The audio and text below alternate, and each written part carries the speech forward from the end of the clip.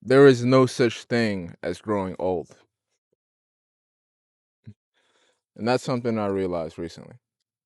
I realized the other day that when I go outside, I actually don't care about people's ages. Like, in not in a bad way, but in a good way. Where if I meet an older person, I never think about their age. I realized I never ask them their age. I never think about their age. I just think, oh, this is a cool person. And I realized the other day, sometimes I meet women in their 50s and 60s, and I said, you know what? You got such a cool energy about you. I even like this woman more than like most of the 20-year-old. It's because of her energy, and I'm not lying about that. So you got to keep in mind, you really want to keep the thought that there's no such thing as getting old.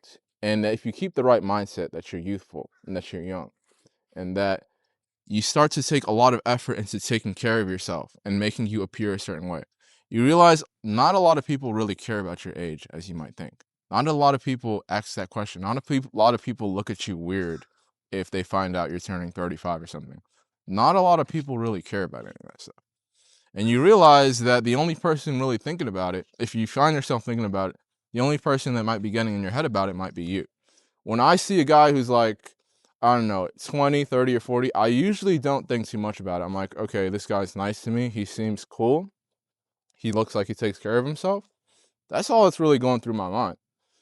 And that's the same thing that goes for men and women. I never really think about a person's age like that.